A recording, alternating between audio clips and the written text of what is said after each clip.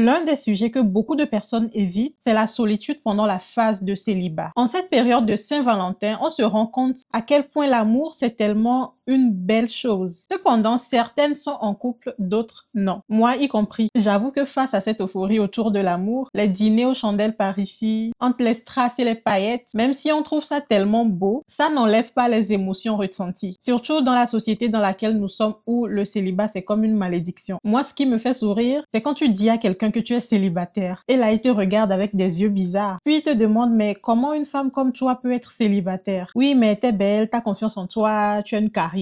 T'es sûr que tu n'as personne dans ta vie? En fait, tu dois penser à avoir des enfants, hein. Et parfois même il y a ce petit regard de pitié, comme si c'était une catastrophe, comme si c'était un échec en fait, comme s'il y avait quelque chose qui n'allait pas. Et là j'ai envie de dire non mais oh quoi. Être célibataire, c'est pas une malédiction, c'est pas un retard, c'est pas comme si c'était un problème urgent qu'il faut absolument régler. Le célibat c'est juste une période temporaire, c'est une phase de transition. On fait croire que la réussite de la femme ça passe par être en couple, fonder un foyer, une famille, avoir des enfants et surtout le plus tôt possible, avoir des enfants le plus tôt possible. Mais personne ne dit une chose essentiel. Tu ne peux pas construire une relation saine et alignée quand tu ne sais pas qui tu es sans l'autre. Si on retire ton partenaire de ta vie, qu'est-ce qui va rester? Ta vie ressemblerait à quoi? Ça me rappelle Aïcha Curry, la femme de Stephen Curry, le joueur de basket. Ce couple, c'est un couple de rêve. Mais récemment, il y a eu un tout petit buzz autour de Aïcha, le fait qu'elle allait sur les plateaux de podcast pour raconter qu'elle s'est mariée tôt, alors qu'elle se voyait faire une carrière.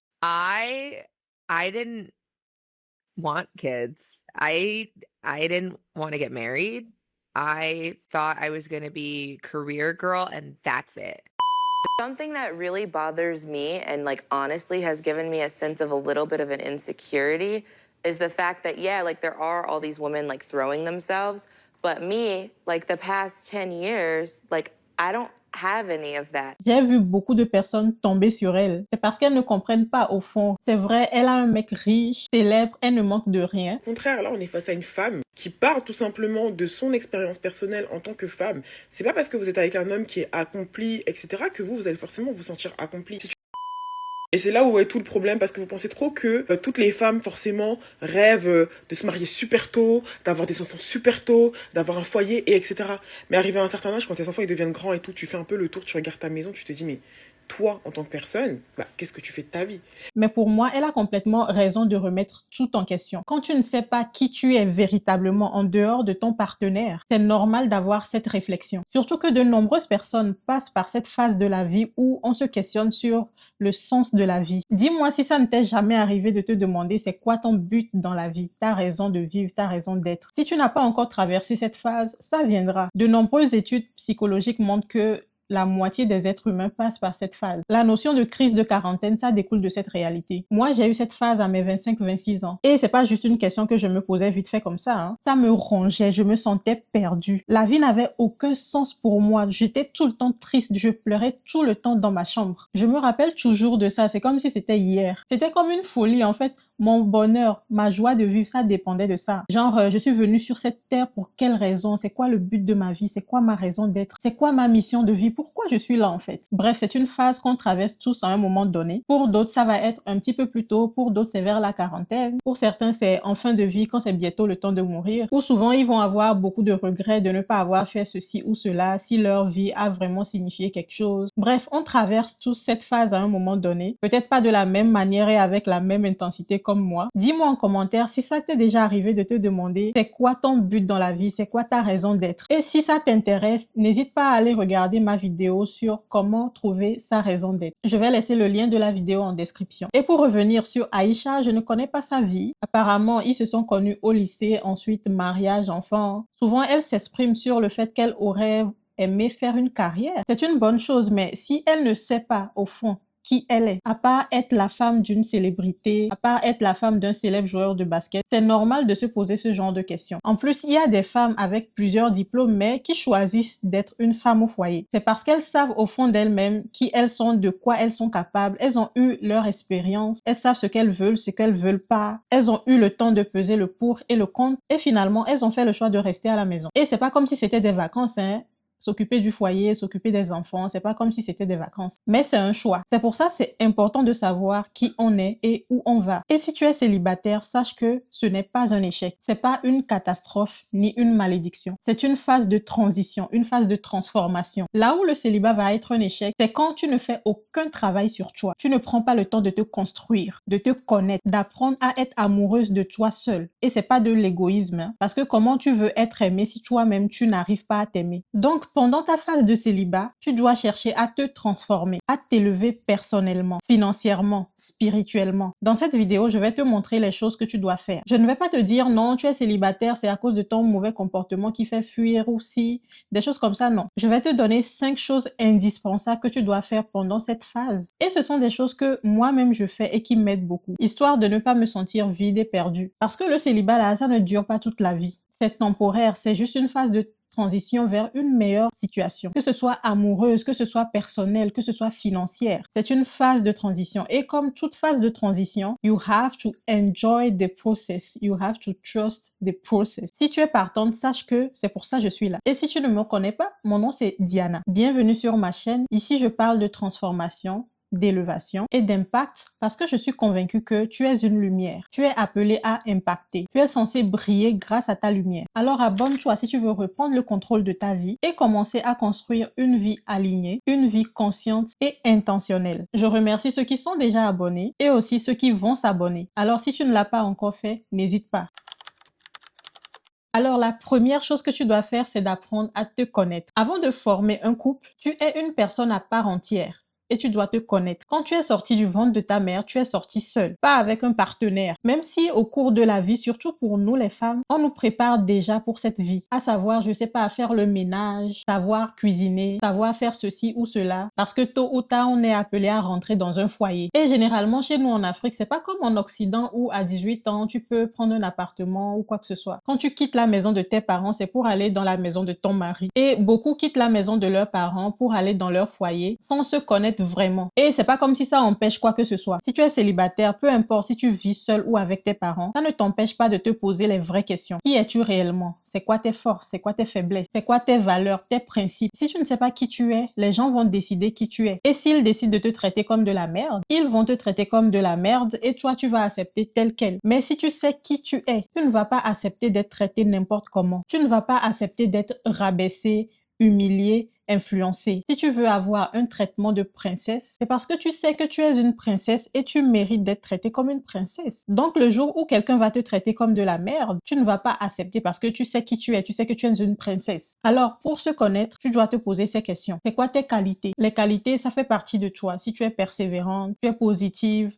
optimiste. Ensuite, c'est quoi tes forces? Peut-être tu es une personne confiante, tu sais bien régler les conflits dans ton groupe d'amis. C'est une force que tu as parce que c'est pas tout le monde qui sait gérer les conflits. Donc, faut chercher c'est quoi tes forces. Demande-toi aussi c'est quoi tes plus beaux souvenirs. C'est quoi les choses qui te rendent le plus fier. Que ce soit tes accomplissements, tes réussites, les défis que tu as relevés. Et demande-toi aussi c'est quoi ton plus grand rêve dans la vie. Le genre de rêve que quand tu réalises, tu diras ouais, j'ai vraiment réussi ma vie. Maintenant, la partie la moins plaisante, c'est ça. C'est quoi tes faiblesses? C'est quoi tes défauts? C'est quoi tes plus grandes peurs? Beaucoup de personnes vont lister leurs qualités, mais n'ont pas le courage d'avouer leurs défauts. Elles n'ont pas le courage de faire face à leurs peurs. Alors que c'est nécessaire. Tu ne peux pas accepter que tu es une personne joviale, tu es une personne intéressante, solaire, et refuser que tu es aussi une personne têtue, que tu n'as pas confiance en toi, que tu as peur du rejet, tu as peur de l'abandon. C'est ça même qui prouve que tu es humaine, que tu n'es pas parfaite et que tu dois travailler sur certaines choses. C'est pas que tu vas travailler pour faire disparaître ce que tu ressens. Comme par exemple, tu as la peur de l'abandon parce que tu as une blessure émotionnelle causée par l'abandon de tes parents. Ce n'est pas que tu vas travailler sur ça pour supprimer cette peur de ta vie. Comme si les événements de ta vie n'existaient pas pour les faire disparaître. Non. On a tous des peurs dans la vie. On a tous des faiblesses. Mais travailler sur ces peurs, c'est les accepter. C'est de faire la paix avec ça pour que ça ne nous ronge pas de l'intérieur. Pour que ça ne gâche pas notre vie et nos relations. Ensuite, il faut aussi que tu te questionnes sur c'est quoi tes valeurs dans la vie, les valeurs qui te sont chères et les principes qui guident ta vie. Les valeurs, ce sont les croyances qui te sont chères, comme l'honnêteté, la loyauté, la fidélité. Et maintenant, les principes, ce sont les règles de conduite qui découle de ses valeurs. Si tu as comme valeur la fidélité, le respect, tu dois être une personne respectueuse et fidèle. Souvent, on voit beaucoup d'hommes vouloir de la fidélité alors que eux-mêmes ne sont pas fidèles. Mais bon, tu ne peux pas contrôler les actions des gens. Si toi, tu dis que tu es fidèle, tu dois être fidèle. Quand toi-même, tu te respectes, tu connais ta valeur et tes principes et que la personne en face de toi va dans le sens contraire à tes valeurs, tu vas dire non. Faut savoir quitter la table quand le respect n'est pas servi. C'est vraiment important de se connaître. Et ce n'est pas quelque chose qui se fait en un seul jour. Se connaître, c'est un voyage. Parce que la vie change. Les événements qu'on traverse, ça nous change aussi, ça nous affecte, ça nous transforme. Maintenant, pour t'exercer à la connaissance de toi, pose-toi devant le miroir et parle de toi à toi-même. Un peu comme quand tu vas à un entretien d'embauche et qu'on te demande de parler de toi. Beaucoup de personnes savent répondre à cette question quand il s'agit du domaine professionnel. Mais quand on sort du domaine professionnel et je te demande de me parler de toi de manière personnelle, peut-être que tu vas pas pouvoir tenir 1 minute juste pour me parler de toi. Mais fais l'effort de faire cet exercice quelques fois devant le miroir. C'est quoi tes qualités, tes défauts, tes forces, tes faiblesses, tes peurs, ton but dans la vie, ton plus grand rêve. Peut-être que tu n'as pas encore la réponse à tout. Comme j'ai dit, on ne se connaît pas en un jour.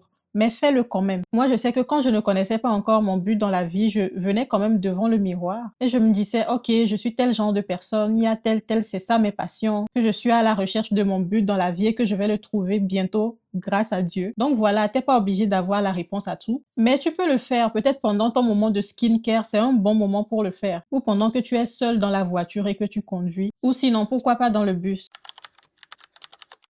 La deuxième chose que tu peux faire en ce moment que tu es célibataire, c'est de construire ta réussite. Quand tu es célibataire, tu disposes ton horaire à temps plein. Ce n'est pas quand tu vas être en couple avec 5 enfants que tu vas jouir de ton temps comme tu veux. Donc, profite de ton célibat pour construire ta réussite, pour lancer ce business que tu veux lancer depuis longtemps. Je ne suis pas en train de dire que c'est impossible de construire sa réussite dans le mariage. C'est tout à fait possible de le faire dans un mariage. Mais si tu le fais pendant ta période de célibat, c'est plus stratégique. Parce que quand tu auras un conjoint, une maison, des enfants, tu auras aussi des responsabilités familiales et émotionnelles. Le temps ne t'appartient plus vraiment parce que la vie d'un nourrisson dépend de toi. Donc c'est maintenant que tu es célibataire que tu disposes de ton horaire. Donc tu peux choisir tes priorités. Tu choisis dans quoi tu mets ton énergie. Si tu veux travailler un peu plus tard sur tes projets, tu peux le faire. Tu peux te lever un peu plus tard ou un peu plus tôt sans négocier. Tu peux investir en toi. Et tu as le temps d'essayer, d'échouer, de recommencer. Tu as le temps d'apprendre, de te former, de refaire des études si tu veux. Parce qu'une fois que la vie de famille est installée, tu ne peux plus avoir le même niveau de disponibilité pour toi-même. Quand tu construis une famille, tes priorités, ça change. Ton énergie est divisée. Le temps pour soi est réduit. C'est ça la réalité. Donc, profite de ce moment de célibat pour lancer ce business que tu veux, pour bâtir ton indépendance financière, pour apprendre une nouvelle compétence ou créer quelque chose à toi et pour poser les fondations de ta liberté. Ce que tu construis maintenant, tu en profiteras pour toute la vie. Parce que la femme que tu deviens pendant ton célibat détermine le type de relation que tu attireras par la suite. Quand tu es alignée, stable, indépendante, quand tu construis ta réussite, tu n'acceptes plus l'amour d'une personne qui est paresseuse, qui n'a pas d'ambition, qui ne fait rien de ses journées, qui ne fait que dormir, alors que toi, tu fais l'effort de te connaître, de travailler sur toi, de connaître ton but dans la vie, de construire ta réussite. Tu ne vas plus accepter les choses comme ça. Tu acceptes ce genre de choses parce que tu ne te connais pas, parce que tu as peur d'être seul. Et moi, je me dis souvent, mieux vaut être seul que mal accompagné. Le fait de connaître ton but dans la vie, le fait de savoir ce que tu vaux, le fait d'avoir une vision, ça affine tes critères, ça redéfinit un peu la personne que tu veux choisir. Si tu veux être une grande femme d'affaires, un grand homme d'affaires, tu ne vas pas te mettre avec n'importe qui. Les gens de non, la place de la femme, c'est à la cuisine. La place de la femme, c'est à la cuisine. Fâchez-vous comme vous voulez, je m'en fous. Quand tu connais ton but, tu as une vision, tu sais qu'il te faut une personne qui a un certain mindset. Une grande femme d'affaires ou un grand homme d'affaires, ton partenaire doit avoir un certain type de mindset pour te comprendre tes défis afin de bien t'épauler et de bien t'encourager. La troisième chose que tu dois faire, c'est de chercher à te guérir émotionnellement. Beaucoup de personnes pensent que le temps guérit, le temps va réparer. Tu peux subir le goumen. Le goumen, pour ceux qui connaissent pas, c'est le fait d'avoir le cœur brisé. Tu peux avoir le goumen et même 5 ans de célibat ne suffisent pas pour guérir. De la même façon, tu peux enchaîner des relations sur relations après ton goumen. Mais au fond de toi-même, tu n'es pas guéri. À chaque nouvelle rencontre, tu vas te dire, non, lui c'est différent, cette fois-ci ça va marcher. Mais non, tu auras les mêmes types de relations, les mêmes types de douleurs, c'est juste les personnes qui diffèrent. Si toi tu n'as pas changé, l'histoire ne peut pas changer. Parce que tout part des blessures émotionnelles. Si tu n'as pas guéri de la blessure d'abandon, tu accepteras la distance. Une personne qui n'est pas là pour toi quand tu as besoin d'elle. Si tu n'as pas guéri de ta blessure de rejet, tu feras trop d'efforts. À chaque fois, c'est toi qui vas faire le premier pas. À chaque fois, c'est toi qui vas demander pardon. Tout ça parce que tu as peur du rejet. Si tu n'as pas guéri de ton manque de valeur, tu vas te contenter de peu. Du peu d'amour qu'il te donne là, tu vas te contenter de ça. Et donc, c'est important de guérir. Et pour guérir, demande-toi qu'est-ce qui me fait souffrir? Et c'est quoi la raison pour laquelle tu souffres de ça? Quand tu arrives à mettre les mots sur tes blessures, c'est le début de la guérison. Parce que le plus dur, c'est l'acceptation. Ensuite, exprime tes émotions, que ce soit par l'écriture ou parler à quelqu'un de confiance, avec un professionnel comme un thérapeute. Ça va te libérer. Et ensuite, essaie de pardonner les autres et de te pardonner toi-même. Parce que quand tu pardonnes, tu sépares ta blessure de la personne que tu es vraiment. Oui, c'est vrai, il y aura des situations qui vont te rappeler tes blessures. Mais si tu prends le temps de guérir, de faire la paix avec toi-même et avec les autres, tu vas maîtriser tes émotions. La quatrième chose que tu dois faire pendant ta phase de célibat, c'est de revoir tes critères et de lever tes standards. Quand tu es seul, tu observes, tu analyses, tu apprends à te connaître et tu connais ce que tu veux et ce que tu ne veux plus. Tu sais c'est quoi ta vision et tu connais tes forces et tes faiblesses, tes défauts, tes qualités, les valeurs et les principes. Surtout ta vision, quand tu sais où tu veux aller et que tu connais la meilleure version de toi-même, tu ne peux plus accepter des futilités. Non, mais franchement, quand tu prends le temps de travailler sur toi, tu as guéri de tes blessures, tu travailles sur ta réussite, sur ton projet, tu construis ta vie de rêve. Mais tu vas réaliser que l'amour ne suffit pas. Parce que l'amour, ça s'accompagne de respect, ça s'accompagne de fidélité. Il y a plein de choses qui vont avec l'amour. Donc l'amour seul, uniquement, ça ne suffit pas. Tu vas voir qu'une relation sans respect, ça ne vaut rien. Qu'une présence vide, quelqu'un qui est à côté, alors qu'il n'est même pas là, il a ses idées ailleurs. Il a son esprit dans les DM des gens. En fait, une présence vide n'est pas une présence. Quand tu comprends ça, vraiment, tes standards, ça change. C'est pas parce que tu es devenu exigeant, tu es devenu égoïste. C'est juste parce que tu es devenu consciente. Il y a des choses que tu ne peux plus tolérer. Quand il n'y a pas de cohérence entre la parole et les actes,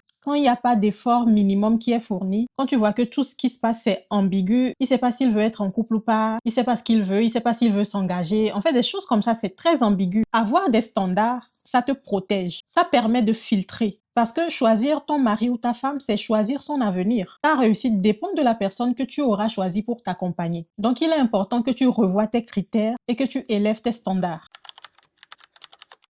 La cinquième chose que tu dois faire maintenant, c'est de retrouver ton premier amour, c'est-à-dire Dieu. Je ne sais pas si tu sais que Dieu t'aime. Il t'a aimé en premier. Bien avant que tu ne formes dans le ventre de ta mère, il te connaissait. Ça veut dire quoi? Que ton identité ne commence pas avec un homme, pas avec un statut, pas avec des diplômes, pas avec un mariage. Ton identité commence avec Dieu. Il sait ce qui est bon pour toi. Je crois que c'est bien si tu te rapproches un peu plus de lui et l'inclure dans ton parcours de célibataire. Quand tu te rapproches de Dieu, tu ne prends plus tes décisions seul. Tu ne choisis plus avec tes émotions. Tu ne feras pas de confusion entre le vrai amour et le désir, l'attraction. Tu ne vas plus te poser des questions comme qu'est-ce que je veux? Est-ce qu'il m'aime vraiment? Non, quand tu te rapproches de Dieu, ça va changer. Tu vas te demander qu'est-ce qui est bon pour moi? C'est vrai, on a des désirs. Je veux qu'il soit riche, je veux qu'il soit pété de fortune. Mais est-ce que cet homme riche, ce n'est pas un diable déguisé en ange devant toi? Dieu, il sait qui est qui. Il sait exactement ce qui est bon pour toi, même quand toi, tu ne le sais pas encore, quand tu ne le vois pas. Il te guidera dans tes choix. Que ce soit pour trouver ta mission de vie, ton but dans la vie ou le sens de ta vie. Tu peux lui confier tes projets. Que ce soit pour définir tes critères. Oui, il peut t'aider à définir tes critères. Il va t'ouvrir les yeux sur les critères que tu recherches chez un homme. Si tu demandes 1,90 m